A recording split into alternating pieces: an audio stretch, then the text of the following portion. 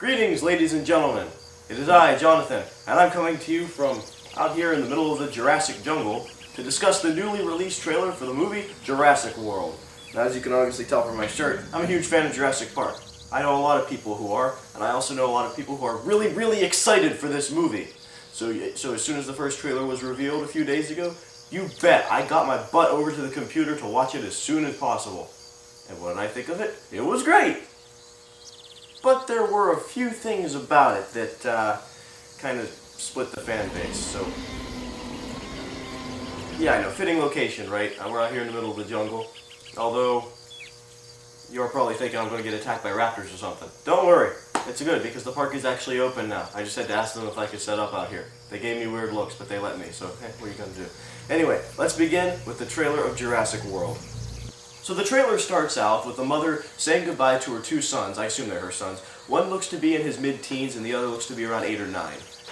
She's sending them on a trip to Jurassic World. We can assume, obviously. They're at the airport, and she gives them some helpful advice. If anything chases you, run. Good job, Mom. I bet that advice was in no way sarcastic and is not actually going to come in handy at all. Epic foreshadowing right there, ladies and gentlemen.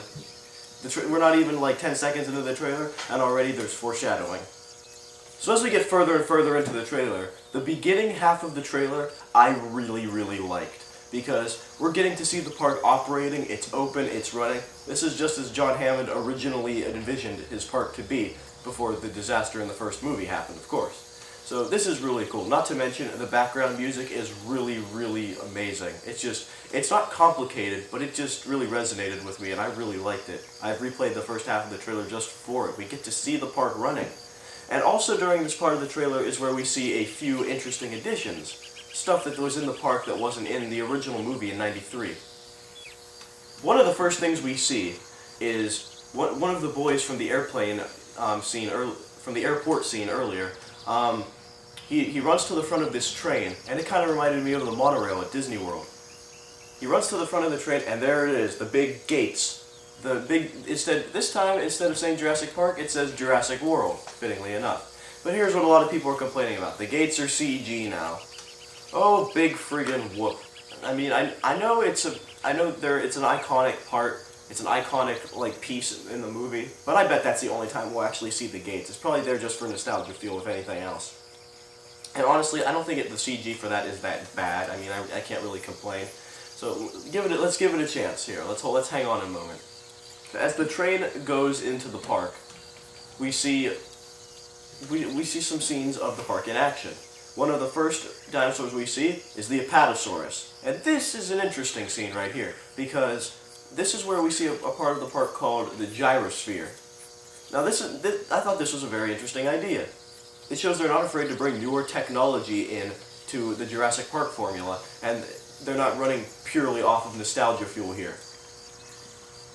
So the gyrosphere, you see this giant glass ball with the two boys inside, and they're rolling around inside of it, but their seats remain level, hence the name gyrosphere. But they could get right up close and personal and walk, or roll I guess, alongside the Apatosaurus. And I thought this was really cool. And once we see the Apatosaurus, again, they're CG. Now this is where a lot of people started to get worried. Are all the dinosaurs going to be CG? What's going to happen? No, not all the dinosaurs are going to be CG. There was a series of leaked photos that showed raptors, and showed that they are in fact going to be using the animatronics. We just haven't seen them yet. I don't blame them for keeping those scenes to themselves. These are scenes that are really going to make people want to go see the movie instead of just watching the trailers. So this is what they're saving. They're saving the animatronics for us to see in the theater. They're going to draw us in with those. But the CG for the Apatosaurus, I thought was pretty good. It looks detailed. You can see the textures on its body. I mean, it's no Brachiosaurus from Jurassic Park, the original movie, but still, it looked pretty good. You don't even see the Apatosaurus head. You just see its body and then rolling up alongside it for half a second. But still, it looked pretty cool, and I was okay with this choice. Now, we get to a pretty darn cool scene. We see this lake, like on the side of Isla Sorna. Not Sorna, Nublar. I'm so used to watching Jurassic Park on The Lost World in 3 that I'm used to calling it Sorna, because it's been so long since we've had a movie take place on Isla Nublar. But we see this kind of stadium seating on the side of Isla Nublar. and it's kind of SeaWorld style. But what do we see? A friggin' great white shark being taken across on this line over top of the lake. Suddenly, giant freaking mosasaurus just comes out of nowhere and eats the great white shark. Now, I understand why this would be awesome for tourists, but why the crap would you clone that thing? Look how freaking scary that is. It's kind of ridiculous now that I think about it. But still, once again, the mosasaurus is CG, and people were complaining about that too, but let's be realistic here. Making an animatronic mosasaurus of that size would probably be as expensive as the whole original Jurassic Park cost to make. So to me this is a perfectly excusable choice to make the mosasaurus CG. We probably won't even see that much of it unless there's a scene where they have to go scuba diving through the water, kind of like in the Jurassic Park game, if any of you guys actually remember that, because I'm pretty sure that game didn't do very well. But, so yeah, the mosasaurus scene I thought was pretty cool. And this is where the trailer started dropping off. We see this female scientist character, and she informs us, the audience, that in the past 10 years, they have made more advances in genetics, just in the last decade, than they have in the past century of finding bones. What does this mean? They created a genetically modified T-Rex. Well, I'm pretty sure it's a T-Rex. It's not entirely a T-Rex.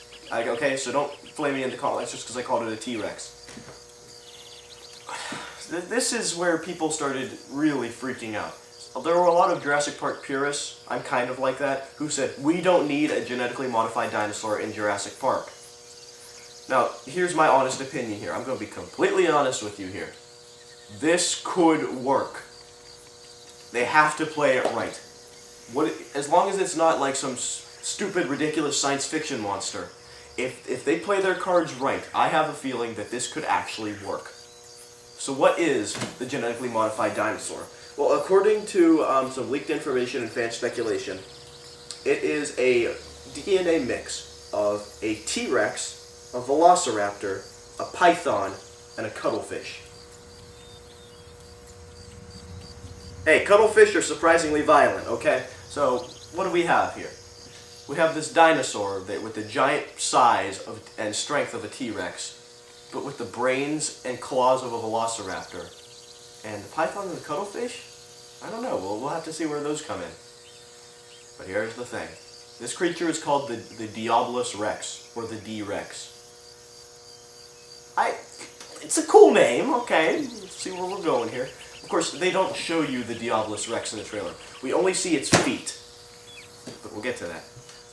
So, after this female scientist informs us of the genetically modified D-Rex, Chris Pratt's character, whose name I think is Owen, comes in, and even he, who as an employee at the park, pretty much says to her, "That's not a very good idea."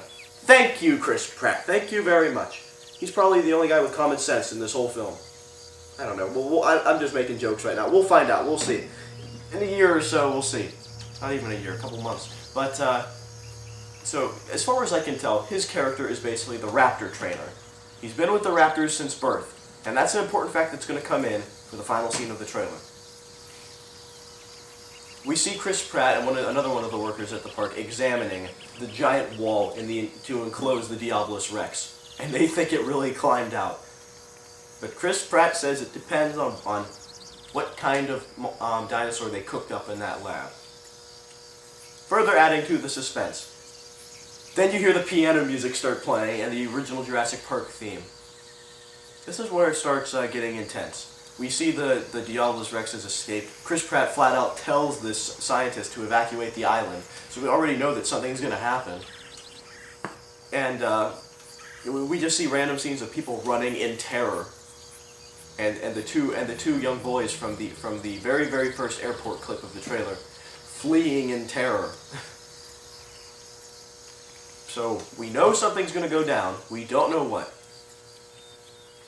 One of the final scenes is we see the youngest boy from earlier, and he is sitting absolutely still. We see a shadow move over him, and we hear the growling, reminiscent of the original T-Rex, supposedly the Diabolus Rex. Which, okay, it sounds cool. But we also see its feet. We see its feet chasing after Chris Pratt's character. And there was one thing I noticed. I was looking really, really hard. It's well known that the T-Rex has those short, stubby, two-fingered hands in the Jurassic Park series. When the Diabolus Rex is chasing Chris Pratt, if you look up at the very top of the screen, you can see arms with 3 fingers with really long claws hanging down. If you remember the Spinosaurus from Jurassic Park 3, kind of like that, but more like a raptor. I assume it has the body of a T-Rex with the arms of a raptor with the 3 fingers and really long claws. I think it's a good idea so far. And then we get to the very, very, very final scene. The gates open, and friggin' velociraptors come running out. Okay? So far, so good. We see the raptors. They look just like they did in JP1. Good. I love their design there. And then comes Chris Pratt's character riding a freaking motorcycle with the raptors. Now, to this, a lot of people flipped out. Why the heck is Chris Pratt riding with raptors? Why aren't they killing him? Okay, I want you to listen to this. His character is basically the raptor trainer. He studies their behavior. He's with them from the moment they're hatched. So, to them, he is basically an accepted member of the pack, I guess you could say. He's basically the only human that they will not attack. So, the friggin' Diabolus Rexes escape. What do? Raptor clan assemble. Chris Pratt gets them all together, jumps on the motorcycle. Let's go kill a Diabolus Rex. It honestly makes sense. And that was the trailer of Jurassic World. So far, it's shaping up to be a really, really good action flick. I'm really looking forward to seeing it. Will it be on par with the original? Probably not. But man, I would be lying if I didn't say it had the potential to be a really, really good movie in its own right. Am I excited to see it? Of course I am. It's the first Jurassic Park movie in like 13 years. It has the potential to be amazing. Let's hope it's just that. Before I go, it should also be mentioned that Jurassic World also has a website where they have, as of this time, they've uploaded, I think, 3 or 4 different dinosaurs. 3. The Apatosaurus, the Triceratops, and the T-Rex. So far, all of their designs look pretty good, especially the T-Rex. It looks awesome. Way better than its design in Jurassic Park 3. Still hate that Spinosaurus for killing the T-Rex. Still though, it looks like the T-Rex will play a somewhat smaller role in this since most of the focus is on the Diabolus Rex. This has the potential to be a really, really great movie. I hope Universal does a good job. They have my support and I'll be going to see it next July. Not July, June, no matter what. So, what are your thoughts on Jurassic World? Are you excited? Are you disappointed? Are you worried? Let me know in the comments. Just go ahead. Let's start a discussion. Let's get it going. I appreciate you all for watching this, and look forward to more of my videos coming soon. Now, I really think I should get out of here. I really think I heard a velociraptor somewhere in here. Time for me to go. Thank you all for watching. See you guys next time.